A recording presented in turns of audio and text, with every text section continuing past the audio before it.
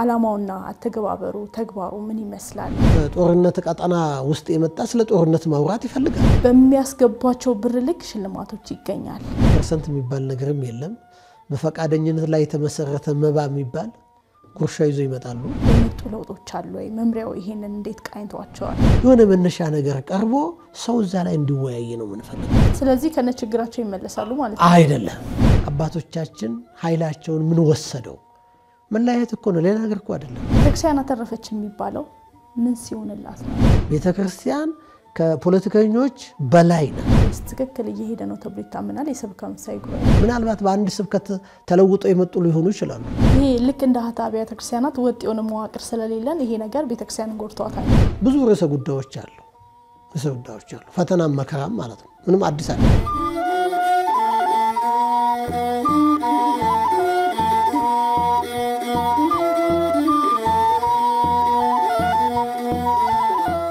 ጤና ይስጥልኝ ተመልካቾቻችን፣ የወቅታዊ አምድ መርሃ ግብራችን ተጀመረ። በዛሬው የወቅታዊ አምድ መርሃ ግብራችን በኢትዮጵያ ኦርቶዶክስ ተዋሕዶ ቤተክርስቲያን የሰበካ መንፈሳዊ ጉባኤ ትላንት ዛሬና ነገ በሚል አጠቃላይ እየሄደበት ያለውን ርቀት የምንቃኝ ይሆናል ማለት ነው። እንግዲህ እንግዳችንም መላከ ሰላም ቆሞስ ዶክተር አባ ቃለ ጽድቅ ሙሉጌታ ናቸው። የመምሪያው ኃላፊ ናቸው። እንኳን ደህና መጡ። እንግዳችን ስለሆኑ እናመሰግናለን። እንኳን ደህና ቆያችሁኝ። እኔም አመሰግናለሁ። እግዚአብሔር ይስጥልን። በድጋሚ እንግዲህ አባታችን የሰበካ መንፈሳዊ ጉባኤ በኢትዮጵያ ኦርቶዶክስ ተዋሕዶ ቤተክርስቲያን የጀመሩት በረከታቸው ይደርብንና ብፁዕ ቅዱስ አቡነ ቴዎፍሎስ ናቸውና በተለይ እሳቸው በጀመሩበት ጊዜ ጠንካራ ነገሮች ነበሩ። ከዛም በኋላ ደግሞ አሁን ዘንድሮ የሚካሄደው 44ኛው ነው። ስለዚህ የመጣበት ርቀት አለና እንደው ከመጀመሪያ ርቀቱን ከማንሳታችን በፊት አላማውና አተገባበሩ ተግባሩ ምን ይመስላል ለምእመናን ግልጽ ቢያደርጉልን።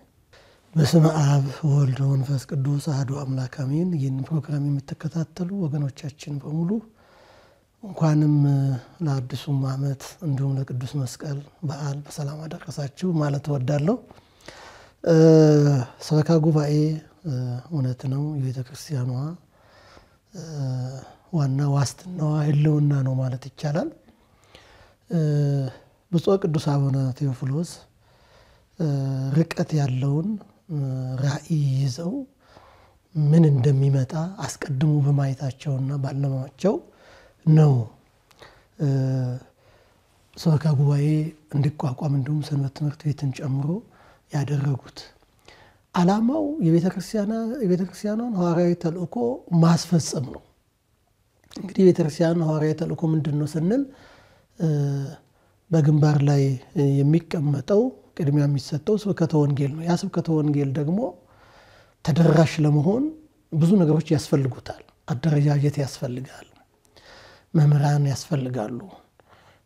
መምህራን ያንን ተደራሽ የሚያደርጉበት ሁኔታዎች ከፋይናንስ ጀምሮ ብዙ ነገሮች ያስፈልጋሉ።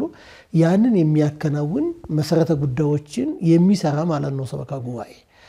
ዓላማው ይሄ ነው። አተገባበሩም እንግዲህ ቀደም ሲል ከሰበካ ጉባኤው ጋር ተያይዞ ደግሞ ያለው እጅግ አስደናቂ የሆነው መጽሐፍ ቅዱሳዊም የሆነ ነገረ እግዚአብሔርም የሚታይበት መዋቅር ነው። ያው መዋቅር የምንለው የኛ ቤተክርስቲያን መዋቅር በጣም አስደናቂ ነው። ከላይ ከቤተክርስቲያኗ ርዕስ ወይንም ወሳኝ አካል ከቅዱስ ሲኖዶስ ጀምሮ እስከ ነፍስ ወከፍ የሚደርስ መዋቅር ነው። የኛ መዋቅር እስከ ነፍስ ወከፍ በተቋም ደረጃ ጠቅላይ ቤተ ክህነት፣ ሀገረ ስብከት፣ ወረዳ ቤተ ክህነት፣ አጥቢያ እያልን እንሄዳለን። ይሄ ሁሉ የተዘረጋው እንደው በጥበብ እግዚአብሔር ነው። ወደ ኋላ ሄደን መጽሐፍ ቅዱስን ስንመለከት ደግሞ ትክክለኛ መጽሐፍ ቅዱስ አይሆነ እንደሆነ እናገኛለን። ወደ ነገረ እግዚአብሔር ውስጥም ስንሄድ ደግሞ መዋቅር አስደናቂ የሆነ ነገር ነው የምናገኘው። አሁን ወደሱ ዝርዝር አልገባም። አተገባበሩ ያንን ሕያው መዋቅርን ተከትሎ የቤተ ክርስቲያኗን ሐዋርያዊ ተልእኮ ማስፈጸም ነው። እንግዲህ ቤተ ክርስቲያን እንደሚታወቀው ጥንታዊት የሆነችው የኢትዮጵያ ኦርቶዶክስ ተዋሕዶ ቤተ ክርስቲያን የመንግስት ለውጥ ይደረጋል፣ ስርዓተ መንግስት ይለወጣል። በዚህ ጊዜ ሁሉ ሳትቸገር በዛ መዋቅሯን ተከትላ ተልእኳን ታስፈጽማለች። ብዙ ተግዳሮቶች ይኖራሉ። አንዱም ሰበካ ጉባኤ አስፈላጊነቱ ዓላማና አተግባበሩን አስቀድሞ አባቶች ያስቀመጡበት ምክንያት እንዲህ አይነት አስቸጋሪ ዘመን ሲመጣ ቤተክርስቲያን እንዳትቸገር ነው። ድሮ ሲሶ መንግስት ነበራት፣ ራሷ መንግስት ነበረች። መሬት ሲወሰድ ብዙ ነገሮች ሲለወጡ ሰበካ ጉባኤ ያስፈልጋል በሚል አባቶች በጣሉት መሰረት የተነሳ ያ መሰረት ተጥሎ ከችግሯ ሁሉ አላቆ እስካሁን አለ። ይህ ሲባል ምናልባት በተቀመጠለት ደረጃ አለ ወይ ይተገበራል ወይ ከተባለ ብዙ ድካሞች ሊኖሩ ይችላሉ፣ ስኬቶችም ሊኖሩ ይችላሉ። ስኬቶቹ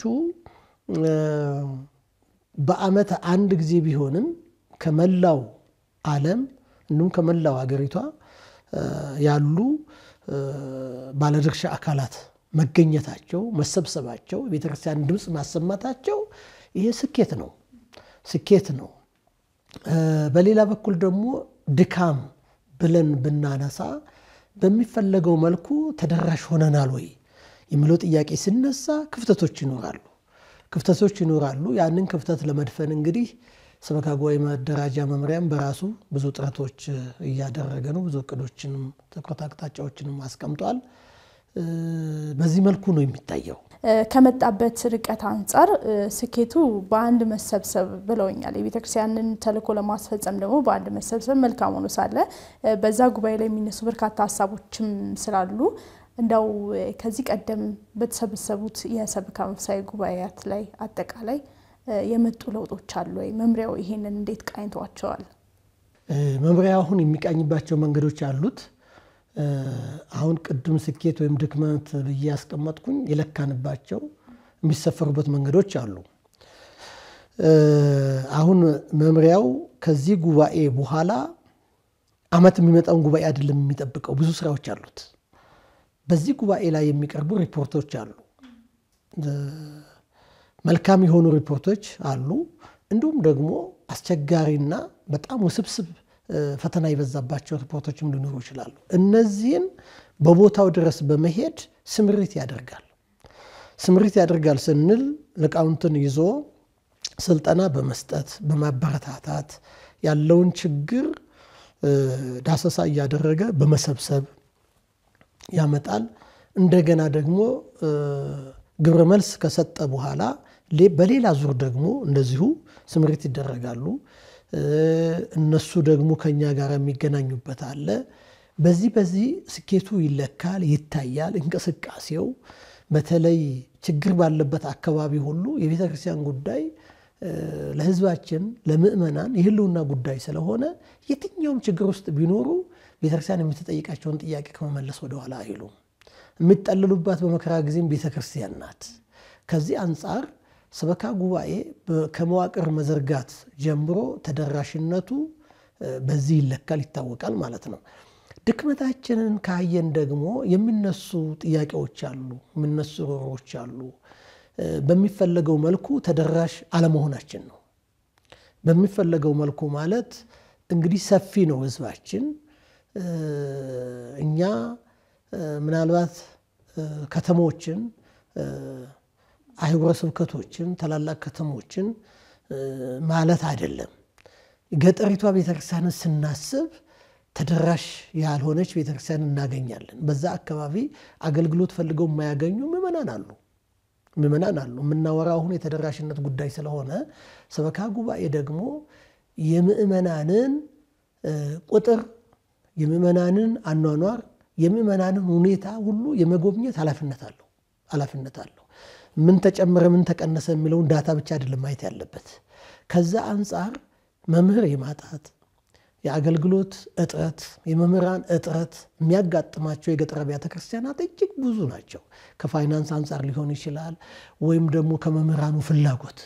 ለምሳሌ ከዛው ተምረው ያስተማረችው ቤተክርስቲያን ስትጠብቃቸው የተሻለ ኑሮን ለማግኘት ወይንም ደግሞ የተሻለ ትምህርት እንማራለን በሚል ምክንያት ወደዛ ሊሄዱ አይፈልጉምና በዚህ መልክ ተደራሽ ያልሆኑ ገጠር አብያተ ክርስቲያናት አሉ። ይሄ ድክመታችን ነው። ከዚህም የተነሳ የሚቀነሱ ምእመናንም ይኖራሉ፣ የሉም ማለት አይደለም። የሚመጡትም ብቻ ሳይሆን የሚሄዱትም ይኖራሉ፣ ፍልሰተ ምእመናን ይኖራልና በዚህ ድካም አለ። ምንለካበት መስፈርቱ ግን ይሄ ነው።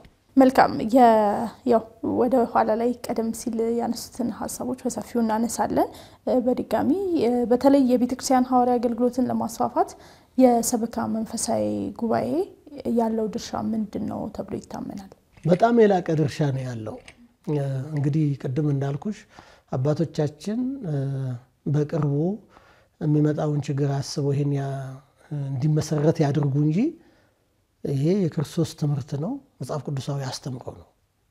ልክ እንደ ክርስቶስ 120 ቤተሰብ ማለት ነው። የሰበካ ጉባኤ ዋና የላቀ ድርሻ አለው የምንለው ዋና መሰረትነት አለው የምንለው ማህበረ ካህናትንና ማህበረ ምእመናንን ያጣመረ አደረጃጀት ነው። መጀመሪያው ነገር መታየት ያለበት አሁን ማህበረ ካህናት አሉ፣ ማህበረ ምእመናን አሉ። የነዚህ የሁለቱ ውህደት የሁለቱ ግኝት ነው ቤተክርስቲያን የሚያሰኛት። ወይም እንደ አባቶቻችን አነጋገር ጥርስና ከንፈር ይላሉ። አንዱ ከሌላ አንዱ ሊያምር አይችልም። ስለዚህ ካህናት በድርሻቸው ምእመናን በድርሻቸው ቆመው አንድነት የሚፈጥሩበት ጉባኤ ሰበካ ጉባኤ ነው የሚባለው። ራሱ ቃሉን ሰበካ ማለት አንድ አካባቢ አጥቢያ ስብስብ ማለት ነው። ሎኬሽኑን ነው የሚያሳይሽ፣ አንድ የተወሰነ ማለት ነው። ልክ የመንበረ ፓትርያርክ ጠቅላይ ሰበካ፣ የሀገረ ስብከት ሰበካ፣ የወረዳ ሰበካ፣ የአጥቢያ ሰበካ ብሎ ይሄዳል ማለት ነው። ጉባኤ ስትጨምርበት ያ የስብስቡ አንድነት ስብስቡ የሚገለጥበት አንድነት እንደው መንፈሳዊ የሚለውን ደግሞ ይጨምሩበታል። ሰበካ መንፈሳዊ ጉባኤ ይሄ አሁን በተቀመጠው አደረጃጀት መሰረት አልተከናወነም። ለምሳሌ ቅድም እንዳልኩሽ በመንበረ ፓትርያርክ ደረጃ አለ፣ በአህጉረ ስብከት አለ፣ በወረዳ ቤተ ክህነት አለ፣ በአጥቢያ ቤተ ክርስቲያን አለ። አሁን እውን ሆኖ ያለው ዴይ ቱ ዴይ አክቲቭ የሆነው የአጥቢያው ነው። ከዛ በኋላ ወረዳውም የአህጉረ ስብከቱም የለም ማለት ይችላል። በቢሮ ብቻ ነው ያለው። ግልጽ ነው። አሁን በእነዚህ ተቋም አሉ ምልሽ በቢሮ ደረጃ የተቀመጠውን ሰበካ ጉባኤ ጽሕፈት ቤት ማለት አይደለም። የዛ ስብስብ ነው፣ የዛ አባላት ቃለ ዓዋዲው ላይ ስትመለከቺ የመንበረ ፓትርያርክ መንፈሳዊ ጉባኤ አባላት ይላል። አሁን በአሁኑ ደረጃ በዓመት የሚደረግ በቅዱስ ፓትርያርኩ መሪነት የሚሰየም አባላት ማለት ነው። እንደዚሁ ወርዶ ደግሞ ሀገረ ስብከት ላይም ይላል፣ ግን የለም። ጽሕፈት ቤቱ ብቻ ነው ያለው ሀገረ ስብከት ላይ። ወረዳ ላይም ስትሄጂ ጽሕፈት ቤቱ አለ፣ አንድ የሰበካ ጉባኤ ክፍል አለ፣ አባላቱ ግን የሉም። አጥቢያ ላይ ስትሄጂ ኦፍኮርስ አባላቱ ምእመናን ናቸው፣ ምእመናን አሉ፣ ጽሕፈት ቤቱ አክቲቭ ነው፣ እንደዛ ይሰራል። በተመሰረተበት ደረጃና ልክ አለ ማለት አይቻልም። ግን መሰረት መሆኑ ምንም የማያጠያይቅ ለቤተ ክርስቲያን ታላቁ ድርሻ ያለው ሁሉንም ያቀፈ። አንዳንድ ጊዜ ሰዎች እንደሚያስቡት የፋይናንስ ጉዳይ ብቻ አይደለም፣ ፐርሰንት የመሰብሰብ ጉዳይ ብቻ አይደለም። ትልቁ ፐርሰንት ምእመናን ናቸው። ምእመናንን የመጠበቅ ካህናቱን የመጠበቅ ኃላፊነት ያለው ትልቁ ባለድርሻ መምሪያ ነው ማለት ይቻላል። ከተቋቋመበት ዓላማ አንፃር ቤተክርስቲያን ከምትፈልገው እንዲመታላት ግቡን እንዲመታላት ከምትሻው ነገር አንፃር ከዛ አንፃር በትክክል እየሄደ ነው ተብሎ ይታመናል። የሰበካ መንፈሳዊ ጉባኤ የኛ ልኬታ ይወስነዋል። ምን ሰጠው መስፈርት ወሳኝነት አለው። አጠቃላይ 100% ይታመናል አይታመንም ብለን ማስቀመጥ አንችልም። ስኬቶች ይኖራሉ፣ ድክመቶች ይኖራሉ። በመጀመሪያ ደረጃ አሁን ቤተክርስቲያን አክት እያደረገች ወይንም ደግሞ ቤተክርስቲያን እንቅስቃሴ እያደረገ ያለችው በምንድን ነው ከተባለ በሰበካ ጉባኤ ነው። በሰበካ ጉባኤ ነው። ምክንያቱም ሌላ ነገር የላትም። አሁን ስለ ፋይናንስ እናወራ፣ አስተዳደር አለ፣ አገልግሎት አለ። እነዚህ በሙሉ የሚከናወኑት አገልግሎቶች በምንድን ነው ሲባል በማህበረ ካህናትና በማህበረ ምእመናን ነው። ይህውም ሰበካ ጉባኤ የሚለው አደረጃጀት አስተባብሮ ፋይናንስ በማድረግም እንደገና በአይምሮም በእውቀትም በጉልበትም በተለያየ መልኩ ኃይላቸውን አስተባብረው አንዲቷን ቤተክርስቲያን እንዲያቋቁሙ እንዲሰሩ እንዲያገለግሉ የማስደረግ ስራ ነው። ይሄ ይታያል። ይሄ ስኬት ነው አላው። ይሄ ባይኖር ኖሮ ምንድነው የሚሆነው ብለን ብናስብ ሰበካ ጉባኤ ከሌለ አስተዳደር የለም። አስተዳደር ከሌለ ደግሞ አገልግሎት የለም። እንዴት ታርጊዋለሽ? ለዚህ ነው ሐዋርያትም በመጀመሪያው ምዕት ላይ ያጋጠማቸው ችግር እስከ መለየትና ሰባቱን ዲያቆናት እስከ መሾም ያደረሳቸው እኮ አስተዳደሩ ራሱን ችሎ መቆም አለበት፣ አገልግሎቱ መቆም አለበት። ግን ሁለቱ ካልተጣጣሙ ደግሞ አንዱ ብቻውን መኖር ስለማይችል ነው። ስለዚህ ይሄ ስኬት አለ። በሌላ መልኩ ከተቋቋመበት ዓላማ የሚለውን ጥያቄ ስናነሳ ኦፍ ኮርስ እንደው ሙሉ በሙሉ ተግባሩን የፈጸመ ዓላማውን ያሳካ ነው ማለት አይቻልም። ብዙ ስራዎች ይቀራሉ። አሁን እንግዲህ ጥቅምት 4 እስከ 8 ድረስ ይካሄዳል የሰበካ መንፈሳዊ ጉባኤ። ባለፉት ዓመታት እንግዲህ በርካታ ችግሮች ነበሩ። ካህናቶቹ በተለያዩ ጊዜ ቃለ መጠይቆች ስንሰራላቸው ይሄ ቢሻሻል ይሄ ቢስተካከል ያሉን አሉ። ከዛ በተጨማሪ እንግዲህ ከሰሞኑም ደውለንላቸው አንዳንድ ሐሳቦችን ከየአህጉረ ስብከት ስራ አስኪያጆች ለመውሰድ ሞክረናል። የሚሻሻሉ ነገሮች ላይ በሰፊው ቢደረግ የሚሉ ሐሳቦችም ስለመጣ እንዳው 44ኛው ሰበካ መንፈሳዊ ጉባኤ ከመደረጉ በፊት 43ኛው ሰበካ መንፈሳዊ ጉባኤ የነበረው ክፍተት ምን ነበረ? ያሳካው ስኬት ምንድነው? በዛ ላይ የተነሱ ነጥቦችንስ ምን ያህል ለዚህኛው ተግባራዊ ለማድረግ ታስቧል? ትክክል። እንግዲህ የተነሱ ሐሳቦች ዘርፈ ብዙ ናቸው። ያው ሐሳብ የሚያቀርበው ሰው ራሱ ጋር ያለውን ሊሆን ይችላል። እንደ አጠቃላይ ግን ዘርፈ ብዙ ሐሳቦች አንድ ለምሳሌ የጊዜውን ሁኔታ ተንተርሶ የሚነሳ ጥያቄ አለ። በአግባቡ አገልግሎት ማገልገል አልቻልንም፣ ፐርሰንት መሰብሰብ አልቻልንም፣ ሌሎቹን ተደራሽ ማድረግ አልቻልንም፣ ችግር አለን ብለው ከጸጥታ አንፃር የሚያነሱት ጥያቄ አለ። እንዲሁም ደግሞ ቅድም ካልኩኝ የአገልጋዮች እጥረት የሚነሳ ጥያቄ አለ። ገጠሪቷ ቤተክርስቲያን ተደራሽ መሆን አለባት የሚል አለ። በአካባቢያችን የአብነት ትምህርት ቤት የለም፣ አብነት ትምህርት ቤት መኖር አለበት የሚል አለ። የተለያዩ ጥያቄዎች አሉ። ከዚህ መሃል ኦፍ ኮርስ ተገምግሟል። ግብአቱም ለቅዱስ ሲኖዶስ ቀርቧል። አሁን ምንድነው ታዲያ የተሰራው ካል ቢያንስ በየአካባቢው ኮሌጆች ተቋቁመዋል። መንፈሳዊ ኮሌጆች አሉ፣ የአብነት ትምህርት ቤቶች አሉ። የአብነት ትምህርት ቤቶች ከሞላ ጎደል እጅግ በሚያስደንቅ ሁኔታ እንደ ሰሜኑ በደቡቡ ተቋቁመው በብዙ ቋንቋ ተናጋሪዎች አገልግሎት እየሰጡ ይገኛሉ። ብዙ የአካባቢው ተወላጆች ከዛ እየወጡ ድቁና ተቀብለው የሚያገለግሉ እስከ ቅስና የሚደርሱ አሉ። ኮሌጆች ሲሉ ለምሳሌ የት አካባቢ ተቋቁመዋል? ለምሳሌ በጥቂቱ የሚነሱት ባህር ዳር ላይ፣ ሐዋሳ ላይ በበቂ ሁኔታ ናቸው ወይ ከተባለ ያው ቤተክርስቲያን ካላት አህጉረ ስብከት ብዛት አንፃር ምናልባት ጥያቄ ውስጥ የሚገባ ጉዳይ ስለሆነ ትክክል። በቂ የሚለው እንግዲህ በቂ ፐርፌክሽን ነው፣ እሱ ገና ይቀረናል። ባህር ዳርና ሐዋሳ ብቻ አይደለም። ጉራጌ ሀገረ ስብከት አለ፣ በብዙ ቋንቋ የሚያሰለጥን እጅግ የሰፋ ኮሌጅ አለ። ደብረ ብርሃን ላይ አለ። እነዚህ አዳዲሶች ናቸው። ዘዋይ ላይ አለ፣ አዳዲሶች ናቸው። እዛ አካባቢ ያለውን ብቻ አይደለም ከሌላው እየተቀበሉ ነው። እንደውም ደስ የሚለው ደግሞ በፊልድም ተለይተው አንደኛው ያስተዳደር ከያዘ ሌላኛው ደግሞ አካውንቲንግ፣ ሌላኛው ደግሞ ከህግ ጋር የተያያዘ ይሄ በጣም ጥሩ ነው። በሐዋሳው ለምሳሌ ምርቃቱ ላይ ተገኝቼ በጣም የሚገርም ወደ 12 እና 13 ቋንቋ የሚናገሩ ተማሪዎች ነበሩ። በአንድ ጊዜ እንግዲህ ያን 12 ብሔረሰብን ወይንም 12 ቋንቋ የሚናገርን አካባቢን ተደራሽ አደረግን ማለት ነው በቀላሉ። በኮሌጅ ደረጃ ይሄ ነው። የአብነት ትምህርት ቤት ግን በሁሉም በሚባል ደረጃ አለ። ምናልባት በአንድ ክፍለ ሀገረ ስብከት ቢያንስ 3 ወይም 2 አለ የአብነት ትምህርት ቤት። ፊት አልነበረም።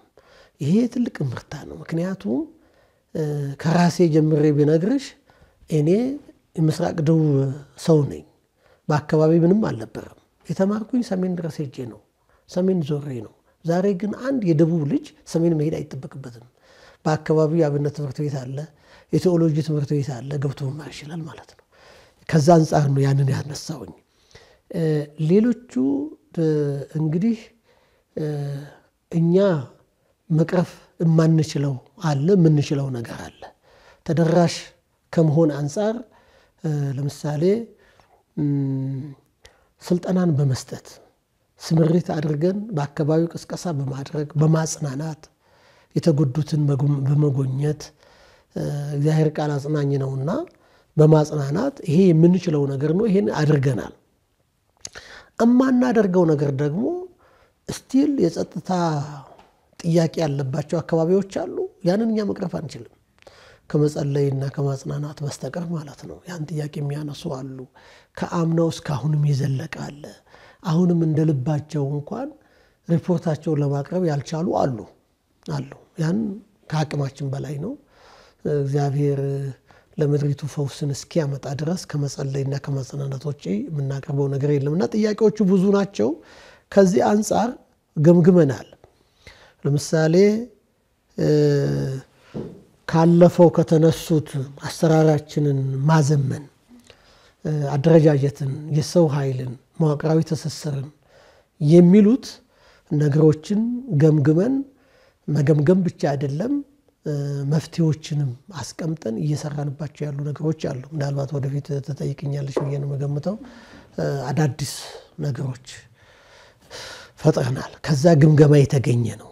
እስቲ እነዛን አዳዲስ ነገሮችን ከዛ ግምገማ የተገኘው ምንድነው? አሁን አሰራራችን መዘመን አለበት የምንለው ቴክኖሎጂውን ተከትለን ይሄ በጣም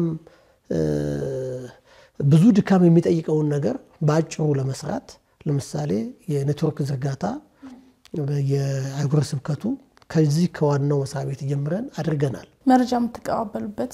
አዎ መረጃ የምንቀባበልበት። ለምሳሌ መረጃ ማለት በሶሻል ሚዲያና ሌላው ያው ቀድሞም አለ፣ ግን በተለየ ሁኔታ አሁን የዳታ ኢንፎርሜሽን ነው። የዳታ ስርዓት ሶፍትዌር በዋናው መስሪያ ቤት ዴቨሎፕ አድርገናል። ያንን የኢንስቶሌሽን ስራ ነው የሚቀረን። ወደ የአህጉረ ስብከቱ እስከ ታች ድረስ እስኪሰራ ነው። በዛ ውስጥ ትልቁ ነገር ችግር የሚፈታው ዳታ ነው። ሪፖርት ከሞያሌ አንጠብቅም ወይንም ከጋምቤላ አንጠብቅም። ያ ኢምፕሊመንት በሚሆንበት ጊዜ እዚሁ ተቀምጠሽ በዳታ ትናበቢያለሽ፣ ታያለሽ።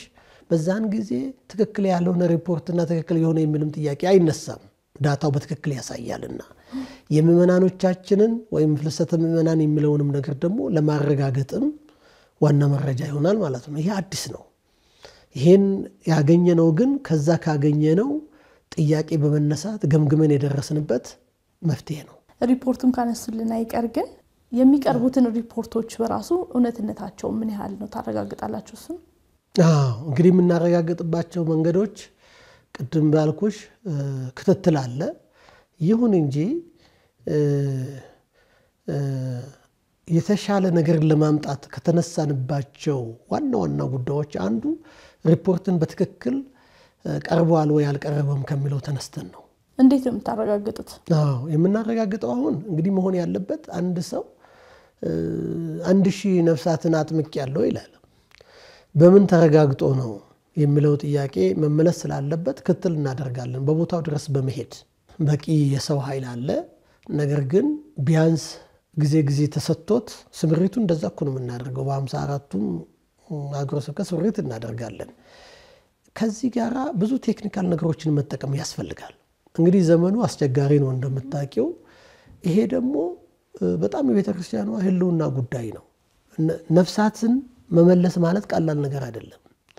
ራሱ የትክክለኝነቱን ጉዳይ በመጀመሪያ ደረጃ እናስቀምጠው እንጂ እነዛ የተመለሱ ነፍሳት ምን እንክብካቤ ተደርጎላቸዋል፣ ተከታታይነት ምን አለው? እነዛ እኮ ተምሮ መምጣት አለባቸው። ካልተማሩ ደግሞ መማር አለባቸው። ያ ሁሉ ጥያቄ እኮ ነው። እንደገና ብዙ መዘጋጀት ያለባቸው ብዙ ፋሲሊቴት መደረግ ያለባቸው ነገሮች አሉ። ስለዚህ ሪፖርቱ እውነተኝነት ይጎለዋል የምንለውም ያለምንም ሁኔታ በዛ አካባቢ ያለምንም መምህራንም እንደው ተነስቶ ብቻ ይሄን ያክል አጥምቀናል ማለት ከዛ በኋላም ደግሞ ወደሚቀጥለው ይሄ ያስፈልገናል የት ደረሱ የሚለው ነገር ሳይኖር መቅረቡ ትክክለኛነቱ ላይ ጥያቄ ያስነሳል። ስለዚህ አሁን ክትትል አለ። ክትትል ብቻ አይደለም፣ ከክትትሉ ጋራ ስልጠና አለ። እውነትየው እነዛ ነፍሳት ተጠምቀው ከተመለሱ ዝም ብሎ አይደለም የሚለቀቁት፣ መማር አለባቸው። ትክክለኛ ምናልባት በአንድ ስብከት ተለውጦ የመጡ ሊሆኑ ይችላሉ። በስብከት ተለውጦ የመጡ በስብከት ተለውጦ ሊሄዱ ይችላሉ። ስለዚህ ቋሚ የቤተክርስቲያኒቷን ትምህርት መማር አለባቸው። ያ ደግሞ በደንብ መመቻቸት አለበት። እስከዛ ድረስ እኛ ዳታን ማንበብ ብቻ ሳይሆን ቦታው ላይ ሄዶ በትክክል በቪዲዮ የተደገፈ እንደገና ደግሞ ስልጠናን በመስጠትና ለነዛንም በማጽናናት በሰነድ የተደገፈ መረጃ ይዞ ማስተካከል የግድ ስለሚል በክትትል እናረጋግጣለን ማለት ነው። እስካሁን ምን ያህል አህጉረ ስብከት ድረስ ሄዳችሁ ይሄን ያረጋግጣችሁ? ለምሳሌ እኔ በነበርኩበት ስብከተ ወንጌል አሁን ቢያንስ ወደ 3 ጊዜ ስምሪት አድርገናል። ስምሪት ስናደርግ ስምሪቱ ምናልባት በአህጉረ ስብከት ደረጃ ከሆነ ወረዳዎችን አጥቢያዎችን ምን ሁኔታ ላይ እንዳሉ ምን እንዳለ እናጣራለን። ከዛ ተወክሎ ለሚመጡት ደግሞ ስልጠና እንሰጣለን። ግን በትክክሉ ዳሰሳ ማድረግ ግን ስቲል ክፍተት አለን። ዳሰሳ የሚደረገው በዚህ መልክ አይደለም። ሲጀመር የህዝብ ቆጠራ የሚለው እንግዲህ በአገሪቱም በቤተክርስቲያንም ቆየ ከቆመ እሱንም አሁን እግዚአብሔር ፈቃዱ ከሆነ በዚህ ክትትል ስምሪት ላይ መደረግ አለበት። ህዝባችን ማወቅ አለበት። ሌላው ቆጥሮ የሚነግረን አይደለም። ሌላው እንዲህ ናችሁ ከዚህ ቀንሳችኋል አሁን ይሄን ያክል ሚሊዮን ናችሁ የሚለን ትክክለኛ ቁጥር አይደለም። እኛ ራሳችን መቁጠር አለብን የሚለው አሁንም ሊሰራበት በእቅድ ላይ የተቀመጠ ነው። ስለዚህ በሁሉም ስምሪት ይደረጋል። ስምሪት ተደርጎ ግን ይሄ የሚፈለገውን ነገር በትክክል ዳሶ ክትትል አድርጎ መጥቷል ለማለት ደግሞ አሁን የሚያስፈልጉ ነገሮች አሉ። ማቴሪያሎች ያስፈልጋሉ። ከዚህ ጋራ ልዩ ስልጠናና ባለሙያዎችም ያስፈልጋሉ። እንደ አንድ የቤተክርስቲያን አባት አንድ ጥያቄ አንስቼ እንደ መምሪያ ኃላፊ ደግሞ ወደ ጉዳይ ልግባ። ቤተክርስቲያን አተረፈች የሚባለው ምን ሲሆንላት ነው? ቤተክርስቲያን እንግዲህ አተረፈች የምትባለው አንደኛው 3 ነገሮች አሉ እዚህ ጋር። የቤተክርስቲያን ትርፏም አለኝ የምትለውም ነፍሳት ናቸው፣ ምእመናን ናቸው። 3ቱ ነገሮች ደግሞ አስቀድመው የተጠመቁና ማህበራኑ ለክርስቶስ ተብሎ መንጋ ውስጥ ያሉትን መጠበቅ ነው። ሁለተኛው መመገብ ነው። ሶስተኛው በእነሱ ላይ ሌላውን መጨመር ነው። በዚህ ነው ትርፋማ የምትባለው። ባለፉት ጊዜያቶች በተለይ ሰበካ መንፈሳዊ ጉባኤው ስላለው አገልግሎት የጠፉትን ነፍሳት ስለመመለስ ወቅታዊ ሁኔታን በማገናዘብ ቤተክርስቲያን ስለገጠሟት ችግሮች ከማውራት ይልቅ በሰፊው የሚነሳው በሚያስገቧቸው ብር ልክ ሽልማቶች ይገኛል። ስለዚህ አሁን እርሶ ደግሞ ወደ ኃላፊነት መጥተዋል። እንግዲህ ከዚህ በፊት የነበሩትን በግልጽ የሚያዩቸው ነገሮች ስላሉም በተለያዩ ጊዜ ስለተሳተፉም ተመልክቼም ስለማቅ አሁን እንደ መምሪያ ኃላፊ ይህን ችግር ለመቅረፍ ምንድነው የሚያስቡት? አንዳንዱ በትክክልም ነው፣ አንዳንዱ ግን ካለመረዳትም የሚነሳ ሊኖር ይችላል። ካለመረዳት ምለው ምንድነው? በመሰረቱ በገንዘብ ብቻ አይደለም ሽልማት የሚሰጠው። ውድድሩም እንደሱ አይደለም። ስለ ሽልማት ካወራን ውጤታማ ነው ተብሎ አንድ ሰው የሞራል ሽልማት የሚሰጠው በ10 መስፈርቶች ነው። እነዚህ 10 መስፈርቶች ደግሞ በቅዱስ ሲኖዶስ የጸድቀው የተሰጡ ናቸው። ለምሳሌ እስቲ ያንሱልን መስፈርቶቹ። እነዚህ መስፈርቶች የሚባሉት የመጀመሪያው ከ10 አንዱ ስብከተ ወንጌልን ምን ያህል አስፋፍቷል፣ ምን ያህል እንዲስፋፋ አድርጓል ስብከተ ወንጌል። ሁለተኛ አስተዳደር፣ በአስተዳደር መልካም አስተዳደር በማስፈን እዛ አካባቢ ያለውን ማህበረ ካህናትና መምህራናትን በማስተዳደር መልካም አስተዳደር አስፍኗል በማለት። ሶስተኛው በፋይናንስ አያያዝ፣ አራተኛ በንብረት አያያዝ፣ አምስተኛ ቅርስን በመጠበቅና በማስጠበቅ ይህን ይመሳሰሉ ወደ 10 ይደርሳሉ። በእነዚህ መስፈርት ነው።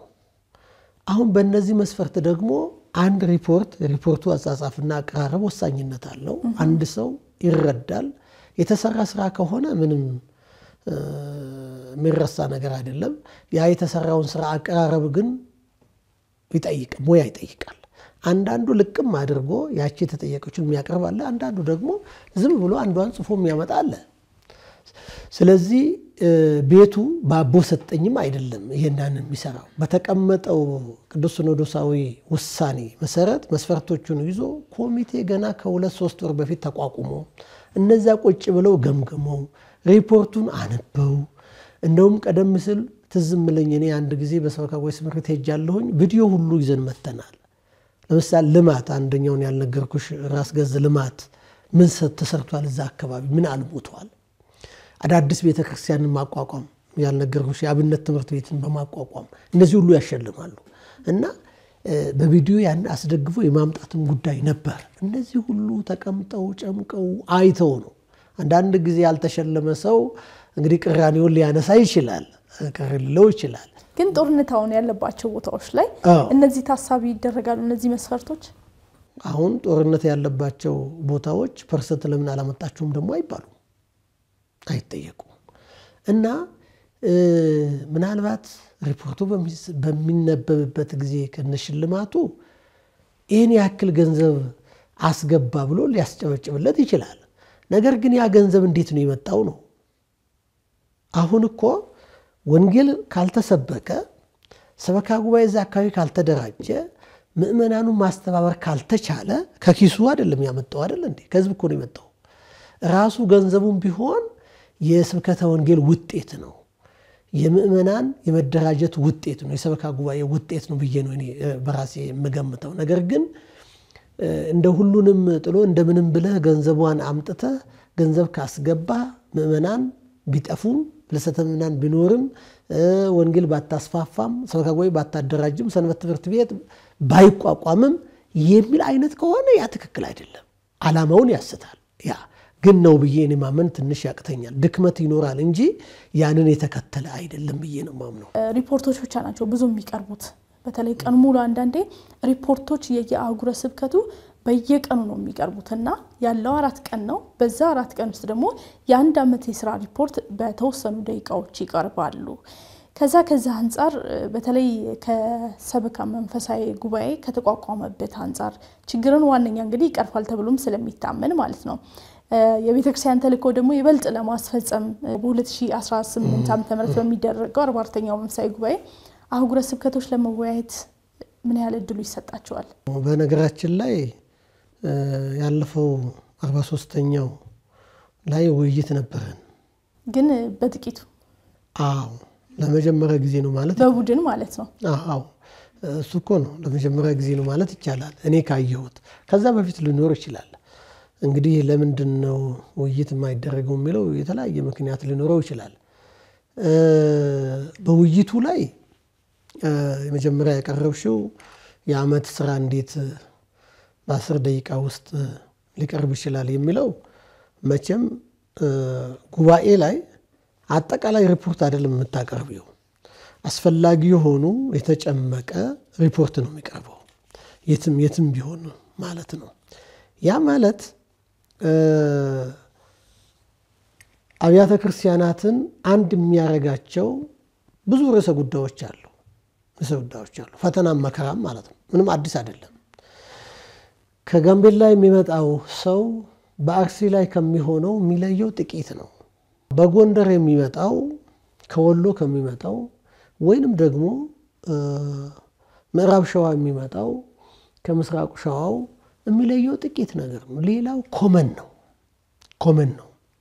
ለምሳሌ ታላላቅ ኢሹዎችን ብናነሳ የፍልሰተ ምእመናን ብናነሳ ኮመን ነው። ምክንያቶቹ የታወቁ ናቸውና የሚለዩ ጥቂቶች ነገሮች ናቸው የሚሆኑት። ስለ ጊዜው ሁኔታ ስለ ጸጥታ ችግር ብናነሳም ይህም ኮመን ነው። ሌላው እንደዚሁ ብዙ የግዴታ የዓመቱን ሪፖርት አንድ ጉባኤ እንደው ሳምንት ቢያዝለትም አንዱ ሀገረ ስብከቱ ራሱ ጨርሶ አያቀርብም፣ አስፈላጊም አይደለም። የሚያቀርበው የተጨመቀ እነዚህም ቅድም ያልኩሽ መስፈርቶች አሉ። ዋና መሰማት የሚገባ ስለ ስብከተ ወንጌል መሰማት አለበት። ስለ ትምህርተ ኖሎት ወይንም የምእመናን ጥበቃ መሰማት አለበት። ስለ ሰንበት ትምህርት ቤት፣ ስለ ቅርስ፣ ስለ አብነት ትምህርት ቤት እነዚህ ሁሉ ሪፖርቶቹ እየዳሰሱ ነው የሚሄዱት በአጭሩ ማለት ነው። በአጭሩ ነው መቅረብ ያለበትና ያ አልተሰማም ወይንም የመረጃ እጥረት ይኖራል አይባልም። መረጃ ዛሬ ሁሉም ለመረጃ ቅርብ ነው ማለት ይቻላል። ይህን በሚመለከት ማለት ነው፣ በተለይም በአሁኑ ሰዓት። ስለዚህ የሚቀርበው አንኳር የሆኑ ነገሮች ናቸው። ሌላው እንደውም በተመሳሳይ ነው የሚሆነው። እዛ ላይ ውይይት የሚለው ነገር እጅግ በጣም አስፈላጊ ነው። ጉባኤ የሚባለውም የመጀመሪያው ነገር ውይይት ነው። ይሄ ውይይት ደግሞ ዓለም ከቤተክርስቲያን ወስዶ እንጂ ቤተክርስቲያን ከዓለም የምትወስደው አይደለም። መመካከር፣ መወያየት፣ መነጋገር የቤተክርስቲያን ሀብት ነው።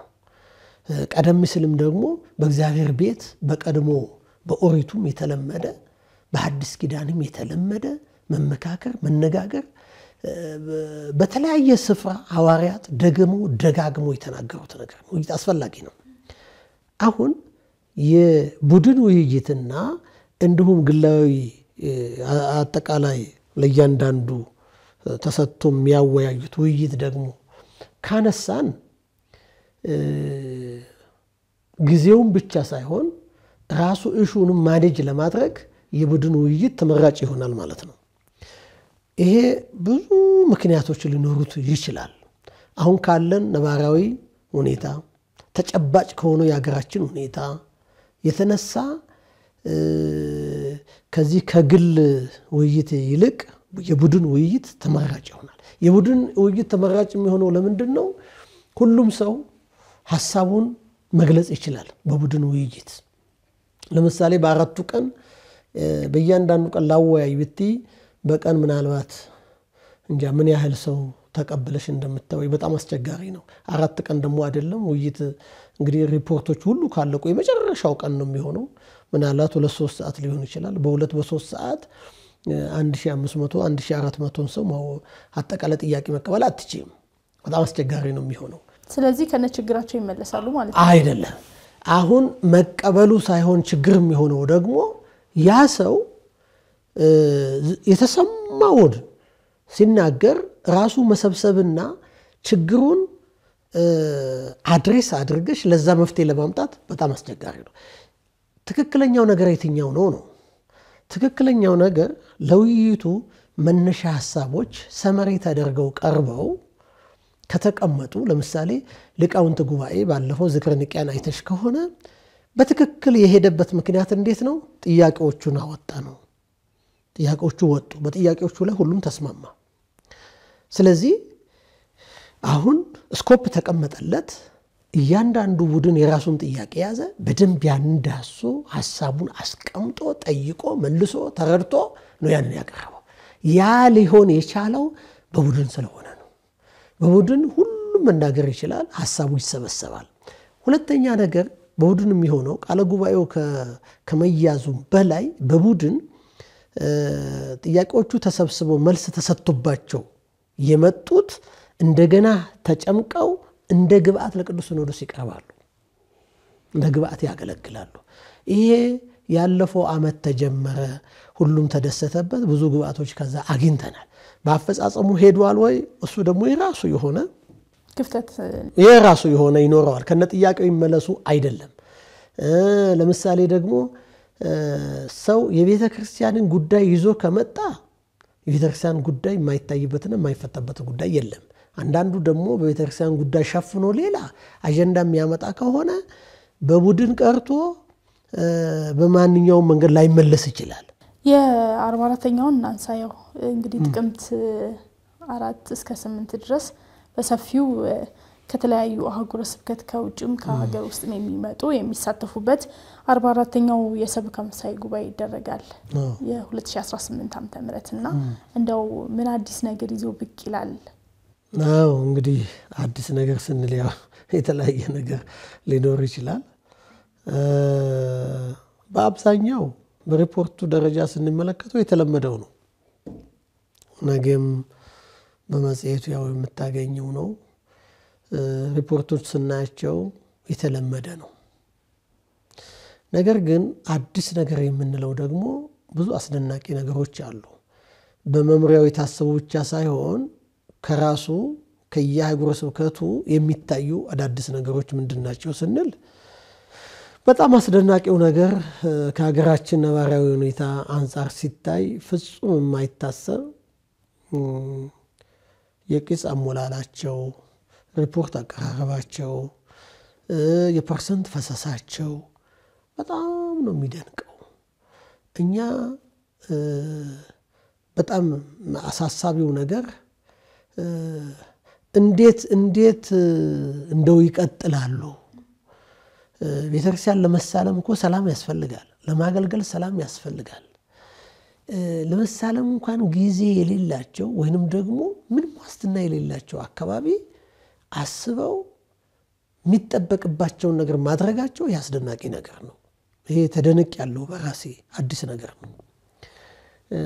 በዛ በኩል የሚታየው ማለት ነው። በእኛ በኩል ከውይይቱ ባለፈ ልዩ የውይይት ጊዜ ለውይይቱም ደግሞ መነሻ የሚሆኑ ነገሮች አሁን ሰው ሐሳቡ የተበታተነ ነው። ልክ ላንቺ ጥያቄ እንደሚያቀርቡ ሁሉ ካለው ሁኔታ አንፃር በዘመናችን እንግዲህ የጸጥታ ጉዳይ ብቻ አይደለም ጥያቄው ራሱ ይሄ ቴክኖሎጂው ራሱ የሶሻል ሚዲያው በየቀኑ የሚያፈሰው የሚያመጣው ነገር ህዝቡን በጣም ሌላ ስጋትና ጭንቀት ውስጥ ከቶታል።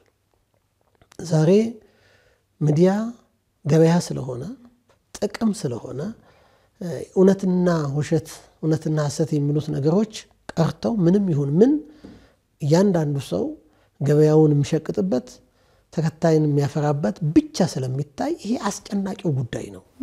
በዚህ ውስጥ ነን ያለን። ስለዚህ አሁን እያንዳንዱ ይዞ የሚመጣው ጥያቄ የተለያየ ነው፣ የሚያስበው ሌላ ነው። እኛ ደግሞ መታሰብ ያለበት አሁን መታየት ያለባት ቤተክርስቲያን ናት። ቤተክርስቲያን ድምጽ ይኑራት።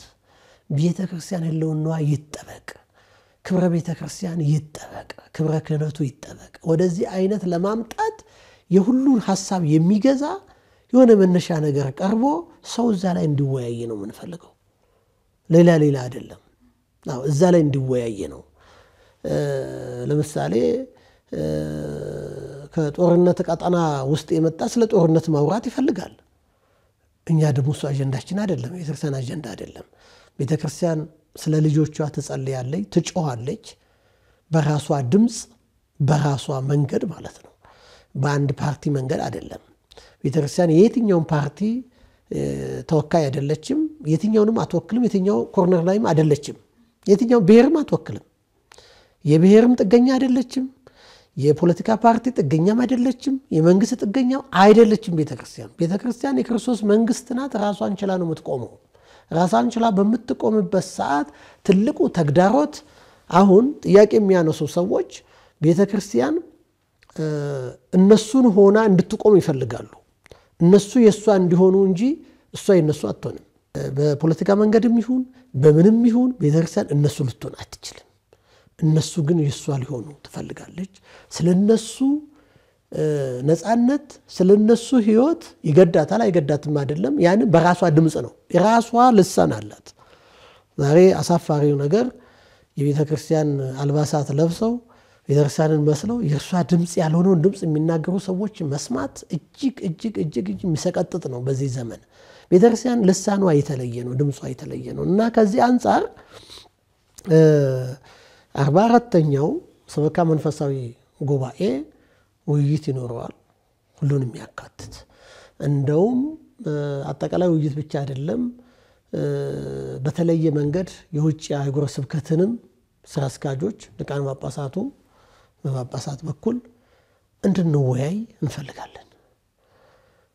ስለ ቤተክርስቲያን አንድነት፣ ስለ አደረጃጀታችን ቅድም ስላነሳሽው የሰበካ ጉባኤ ዋና ዓላማና ተግባር ምን መሆን አለበት? ከሁሉም በላይ ደግሞ ምእመናኖቻችንን እንዴት ነው የምንጠብቃቸው? እናውቃቸዋለን ወይ?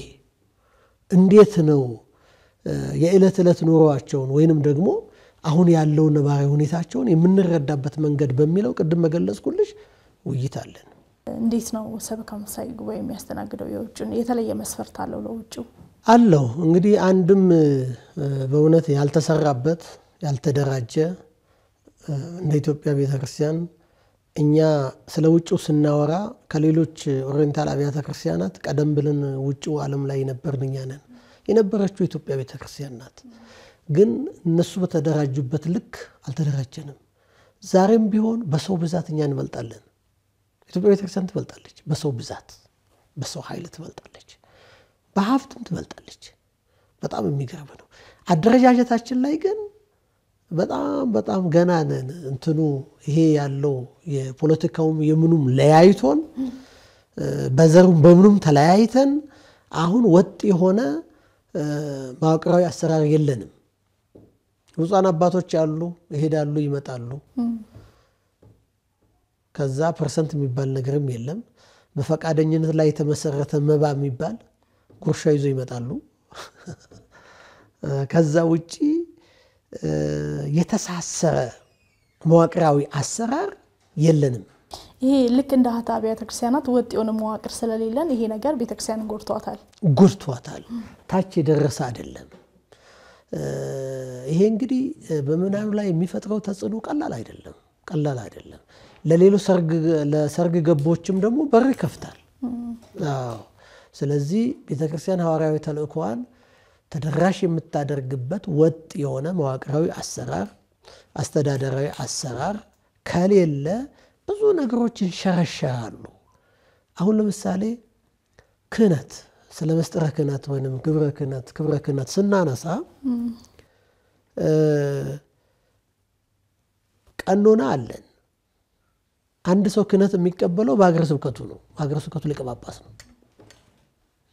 እንደውም የአካባቢ ይሁንታ አግኝቶ ነው። አሁን ግን ከውጭ ሀገር ከአንዱ ይመጣና እዚህ ተቀብሎ ይሄዳል። ከፈለገም ከዚህ ሄዶ እዛም ይቀበላል። ምንም ነገር የለም ማለት ነው። ትስስር የሚባል ነገር መናበብ ነገር የለም። ይሄ መኖር የለበትም። ኦርቶዶክስን ኦርቶዶክስ ከሚያሰኛት ከሌላ ሁሉ የሚለያት አንዱ ቀኖናዋ ነው። ጥብቅ የሆነ ቀኖና ነው ያላት። ጥብቅ የሆነ ትውፊታዊ ቀኖና ነው ያላት እና እነዚህ ነገሮች ግን አሁን ታውቂያለሽ በዚህ ዘመን እንደ ቀላል እየተቆጠረ ድፍረት እየበዛ ሲመጣ በዘመቻ መልክም እየተዘመተብን ያለውና እንደ ምሳሌ ነው ክብረ ክህነቱን ያነሳሁት። መዋቅራዊና ይሄ ድርጅታዊ አሰራር ከሌለ በጣም አስቸጋሪ ነው የሚሆነው። በ2018 በሚደረገው 44ኛው መንፈሳዊ የሰበካ ጉባኤ ላይ ይሄ ቢሆን የሚሉት በአጠቃላይ ሀሳብ ካለ እሱን እናንሳና ምናልባት ደግሞ በእኔ በኩል ያልታዩ በእርሶ በኩል ደግሞ መነሳት አለባቸው ብለው የሚያምኑት ካለ ወደዛ እንለፍ። በተለይ ከተሳታፊዎችና ከጠቅላይ ቤተ ክህነት ምን ያህል ትኩረት መሰጠት አለበት የሚለውንም በዛው ያያይዙልን። በዚህ ጉባኤ ትልቁ አጀንዳችን ቤተክርስቲያን ናት። አንደኛ የምንለው ቤተክርስቲያን ነው። ሁለተኛም ደረጃ ካይን ሀገር ነው። እነዚህ ነገሮች በጣም መታሰብ አለባቸው። ይሄ ጉባኤ ዋነኛ ጉባኤ እንግዲህ ከቅዱስ ፓትርያርኩ ጀምሮ ብፁዓን አበው ሊቃነ ጳጳሳት የሚገኙበት፣ የአህጉረ ስብከት ስራ አስኪያጆች የሚገኙበት፣ ባለድርሻ አካላት የሚገኙበት አገር አቀፍ ብቻ ሳይሆን ዓለም አቀፍም ጉባኤ ነው። ስለዚህ መፍትሄዎችን የማስቀመጥም የሚችል ጉባኤ ነው።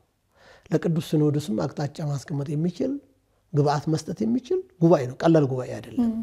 ከዚህ አንፃር ቅድም እንዳነሳሽው የኔ በግሌም በመምሪያም የማስበው ነገር አሁን ካለንበት ሁኔታ ወደ ተሻለ ነገር ለመውጣት የመጀመሪያው ነገር የቤተክርስቲያን አንድነት ያስፈልጋል። አንድነት ያስፈልጋል። እውነት ለመናገር በጎጥ ማሰብ ትተን በብሔር መከፋፈል ትተን መለያየቱን አይተነዋል እስካሁን ድረስ። ለኛም ለሌሎች ሀገሮችም ምንም የጠቀመው ነገር የለም፣ የጠቀማቸው ያተረፉት ነገር የለም። ስለዚህ የቤተ ክርስቲያን አንድነትን ለማሰብ ሁሉም የራሱን ድርሻ መወጣት አለበት እላለሁ። ሁሉም ቤተ ክርስቲያን አንድነት ስንል እንግዲህ ወደ ዝርዝር ሲገባ ብዙ ነገሮች አሉ። ቤተ ክርስቲያን አንድነት ሁሉም በየፊናው መሄዱ አልጠቀመንም፣ ትርፍ አላመጣም፣ ጎዳን እንጂ አሁንም እየጎዳን ያለው። የቤተ ክርስቲያንን ድምፅ አልባ ያደረጋት ነገር ቢኖር የአንድነታችን መላላት ነው። በትክክል ለማስቀመጥ ድምፅ አልባ ያልኩበት ለምንድን ነው እንዴ? ቤተ ክርስቲያን እኮ የኢትዮጵያ ቤተ ክርስቲያን እንኳን ላለችበት ለኢትዮጵያ ሀገር ቀርቶ ለውጪ ሀገራት እኮ ድምፅ ያላት ቤተ ክርስቲያን ነበረች፣ ኃይል ያላት ቤተ ክርስቲያን ነበረች። ለምንድን ነው ድምፅ አልባ የሆነው? አባቶቻችን ኃይላቸውን ምን ወሰደው? መለያየት እኮ ነው፣ ሌላ ነገር እኮ አይደለም። አንድነታችንን ያላለው እሱ ብቻ ነው። የላላ አንድነት ደግሞ ኃይል የለውም። ኃይል ስለሌለን ሁላችንም በጎጥ የምንጮሆንና ተዳከምን። ስለዚህ ለሀገር ሰላምና መረጋጋትም ተው ለማለትም አቅም አጣን፣ አቁሙ ለማለትም አቅም አጣን። እንዴ ቤተክርስቲያን እኮ ከዚህ ሁሉ በላይ ናት። ቤተክርስቲያን ከመንግስትም በላይ ናት። ቤተክርስቲያን ከፖለቲከኞች በላይ ናት። ጫካ ካለውም በላይ ናት። እንዴ ቤተክርስቲያን ተው ብላ ማቆም የምትችልበት ድምፅ ያጣችው አንድነታችን ስለላላ ነው። አንድነታችን ስለላላ ዛሬ በክብረ ክህነታችን ላይ በነዋየ ቅዱሳቶቻችን ላይ የሃይማኖታችን ትሩፋት በሆኑት ነገሮች ላይ ሁሉ ተዘመተብን። ስለዚህ ዝምታችን እንደው ለዚህ ለሚዲያ ነጋዴ ዝም ብለን መተዋችን ወደ ባሰ አደጋ እያመጣን ያለው። ስለዚህ እነዚህ ነገሮችን ያነሳሁኝ ከጠቅላይ ቤተ ክህነትም ከተሰብሳቢዎችም የሚጠበቅ ነው። ይሄንን ችግሩን ወደ አንድ አካል ወይንም ወደ ሌላ ከማንከባለል የጋራ ችግራችን ነው፣ የጋራ መፍትሄ ማስቀመጥ አለብን ብለን ብናስብ ከዚህ ጉባኤ እናተርፋለን ብዬ አስባለሁ። እናመሰግናለን። እንግዲህ ሰፋ ያሉ ሀሳቦችን ነው ያነሱልን። ለነበረን የአብሮነት ቆይታ ሁሉ በተመልካቾቻችን ስም በድጋሚ እናመሰግናለን። እኔም እጅግ አድርጌ አመሰግናለሁኝ ስለጋበዛችሁኝ። ትልቁን ስለ አለሁበት መምሪያ ወይንም ስለ ጉባኤው ብቻ ሳይሆን እንደው የልቤንም ውስጥ ያለውን ነገር እንድናገር እድል ስለሰጣችሁኝ አመሰግናለሁ።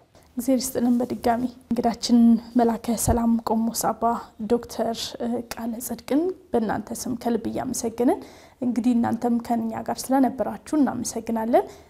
ቀጣይ መርሃ ግብሮች ወደ እናንተ መድረሳቸውን ይቀጥላሉ። ይቆየን።